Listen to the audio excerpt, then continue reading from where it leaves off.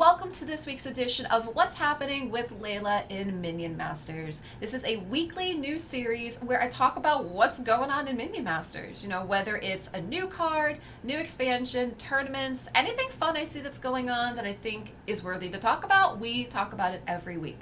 So this week we do have quite a bit, plus a brand new card, which I'll be going over shortly. But first we're going to start with the blog post for this week, which I will have a link down below if you did not get a chance to read it. So the first thing that's up is there's going to be a rework to the Arcane Golem and the Haste slow mechanic. Now, I've heard about this for quite some time, is that a lot of people really do feel like Milloween's turtles can be oppressive. And I've been playing a lot of Milloween, so I can definitely attest to that, is that the Arcane Golems, which I call turtles, they can get a bit out of control. So, with the upcoming balance changes coming in version 1.15, they'll be giving heavy consideration towards changes to Milloween's Golem and to the Haste mechanic. So what does that mean? That means that in the next season, the mana cost of the Golem is going to decrease from 3 mana to 2. However, the health will decrease from 300 to 250. The damage will decrease from 40 to 30. The health gain per level is going to decrease from 40 to 30, and the damage gain per level is going to decrease from 6 to 5. So pretty much what we've been talking about here is that currently Milloween is frustrating to play against at perk 3 due to how high the Golem's stats can end up being from the level 5 boost. So they're hoping that doing this will smooth out Milloween's power curve. And you know what? I'm okay with this. Like I said, playing Milloween myself, I can completely see how the Golems can get out of control and they can definitely feel oppressive. So I think this change seems fine. I really don't have too much of an issue with it. I will still probably continue to play Milloween since I happen to like her anyway. And we'll have to see how this looks. And talking about the balance curve, is we're going to have to see what this means as far as the new cards that are being introduced, because a lot of times these changes come along with new cards that they are planning to release. So we'll see what that looks like. Now for the haste and slow mechanic, is they said haste, the bonus is going to decrease from 50% to 33%. And slow will also have its debuff change from 25% to 20% to match this. So they are going to decrease the percentage of haste, and they're also going to decrease the percentage of slow. Now, what they're saying here is that they feel like this has been a problem for quite some time, especially for the examples of Rabid Prowler and Woodsman. Which Woodsman we did see initially was an issue when that expansion first came out because they had haste and rage, and then they ended up removing rage from that. So they're hoping that by reining in the power of haste, be able to make it a more fair mechanic to play against and open up more design space to utilize it when designing new cards, which again makes me wonder if we're going to have more haste slow type mechanic cards coming in, which makes me think they will, which is why they are working on that. They're also saying keep this in mind when you play Ravager. This haste change will also come with a buff to Ravager's perk 2, as he would be significantly impacted. The change will likely come in the form of altering the threshold required for his units to gain haste in proportion to the change. Changes to other cards affected are also likely to be considered. So I want to see what this is, because I really like Ravager as a master. I really like playing that type as well, so I want to see what this looks like. Again, it says that they're going to change it to be in proportion, so I don't know if they mean they're going to keep it what we said here or if they're going to change that up a little bit, so we're going to have to see what that is. So I would love to know what you guys think about this, you know, with the changes to the Arcane Golem and the change to the haste and slow. I mean, do you guys love it? Do you hate it? Do you think it's going to affect your favorite decks in any way? Let me know what you guys think. New reveals. We will absolutely be talking about this shortly, as we have the first new card revealed for Season 3 of Charging Into Darkness, so I will get into that momentarily. Ptr Signups. If you are interested in being involved in the Ptr, they're opening up signups. Now, what's also fun about this too is if you have a friend that you would like to do the Ptr with, they're allowing you to sign up and reference another user. That way, you can ensure that you two are in the same group, meaning there will always be someone you're familiar to play with, against, or with for TV2 for testing purposes. So I do think that's kind of cool, because when I mentioned Ptr Signups before, there were quite a few people who told me that they didn't really know anybody else that was doing it, and they kind of didn't want to do it by themselves.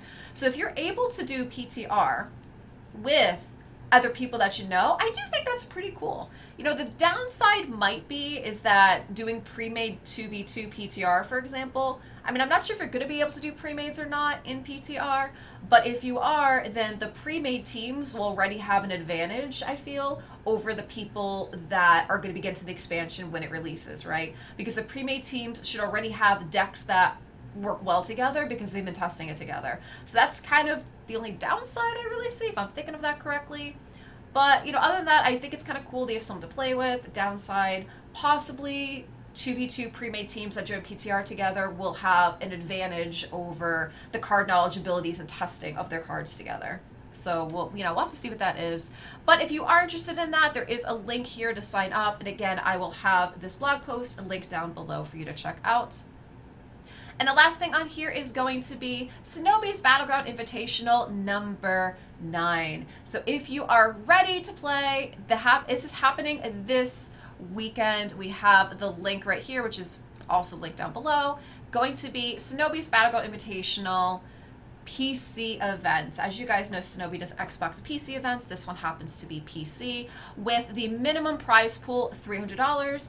And as it says here, he's currently seeking more sponsors to be able to increase that prize pool. So that is going to be happening this weekend. It looks like July 12th. Okay, so now let's get into the brand new card for Charging into Darkness.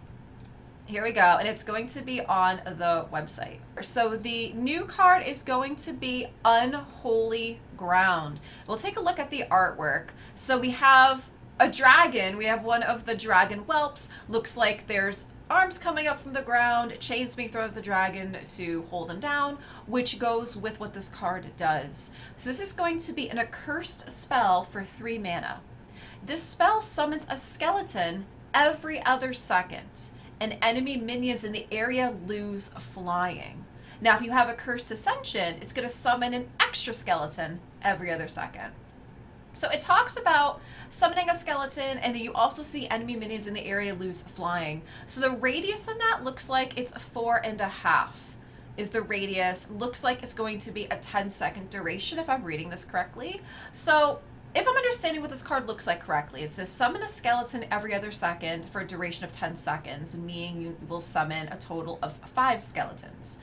Now, if you have a Cursed Ascension, which keep in mind, they did change a Cursed Ascension again, is when you spend 60 mana on accursed cards, you will gain a Cursed Ascension. And this is saying that once you have a Cursed Ascension, you're going to summon an extra skeleton every other second. So if you play this by itself without a Cursed Ascension, if I'm reading this right, then it looks like you're going to have a max of 5 skeletons. If you play this after you have a Cursed Ascension, it looks like you're going to have 10 skeletons. Now, I really think this spell is interesting, because looking at the lore of this Charging to Darkness expansion is we focused a lot on elves. We focused a lot on new elves, elf spells, but the most recent card that we had was a skeleton card. So now it looks like we're moving into some of the accursed and more like Mordor type minions and spells. And we can kind of see that here with the next card to be revealed in 6 days, which of course I will be doing this next week as well. Corpse Explosion, which is going to be an accursed defensive spell, which again makes me think that this is going to be more along the lines of this skeleton undead Mordor type flair instead of the Crystal Elves. And I think that's actually kind of cool for this expansion, because we have a lot of elf minions, a lot of elf spells. It's interesting to have some more accursed spells, more accursed minions, and maybe a little bit more tools in our toolkit. If you do want to play Mordor, or if you're trying to play an accursed deck, especially since, like I said, they changed it, where it's no longer gaining spirits, but it's having to play specific accursed cards to get them to be able to get a Cursed Ascension. So it kind of makes it a little bit trickier. And I know a lot of people were unhappy with that because they felt that it meant they couldn't play their cursed decks anymore. I do think this is interesting. It makes me think. So if enemy minions in the air are going to lose flying, makes me think if the third card might be a flying card. Not really sure. I mean, there are plenty of flying minions that this could affect. I mean, I know that we see that the Dragon Whelp is in there, but of course you have anything from the little propeller scraps all the way up to something like a Harbinger, for example. So I'm curious to see what that's going to do. And it says enemy minions in the area lose flying. So are they going to drop to the ground and attack? You know, what's going to happen when this happens to a Harbinger, for example, you know, or one of the Soul Stealers? So I'm really curious to see what this dynamic is going to look like, because the Dragon Whelp makes sense, is that if the Dragon Whelp loses flying, sure, it comes to the ground, and we already have a ground dragon type minion. But like I said, I'm curious for the other ones that are strictly flying, what that's going to mean and what it's going to look like. So I actually really can't wait to see what this spell is going to look like on the battlefield. And Corpse Explosion is going to be a legendary spell too. That's going to be the next one here. So again, I'm very curious to see what this season is going to be. And I also want to see, because like I had mentioned last week, I'm kind of speculating that the new skin, which will be revealed in 6 days, so I'll do this next week, I'm speculating maybe it's going to be a Mordar, kind of going along with this theme that we have for this expansion. This is what I'm thinking, so we'll have to see if I'm correct or not, but that's what I'm hopeful for, is to see a cool Mordar skin that fits this expansion. So let me know what you guys think. What are your vibes? What are your feels on this Unholy Ground? Do you love it? Do you hate it? Can you not wait to see it? What do you guys think? Please leave me some comments down below and let me know. All right, last thing to talk about today is my weekly giveaway for 500 Minion Master Rubies. We have our winner picked. Congratulations, Underling. And thank you so much, everybody that supports this channel by watching my YouTube videos, leaving comments, sharing, you know, all of that really helps me a lot, and I appreciate it, because I spend quite a bit of time doing these videos for you guys, and it makes me happy knowing that you appreciate it. And I'm very happy to be able to give out these 500 Minion Master Rubies to you every single week. So make sure you guys stay tuned for the next weekly giveaway that will be up pretty much right as soon as this video is done. I will have the new link live and ready to go, and then you guys could try to get 500 Minion Master Rubies for yourself as well. Guys, thank you so much for watching this week's video. Please let me know what you think. You know, do you like the change to the Arcane Golem or the haste mechanic? What do you think of the brand new card? Are you excited for the fact that it looks like we're heading into like a Mordar, a curse kind of feel for season 3? Do you love the Mini Master tournaments and you just want to see more of them? Let me know what you think. If you enjoy the content, please consider subscribing, maybe hitting the like and leaving me a comment down below. All of that helps the YouTube algorithm, and it lets more people see these videos, and in turn that also helps me out too, so I really appreciate it.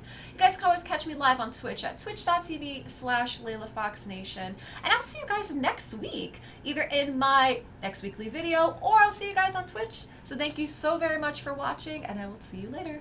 Bye.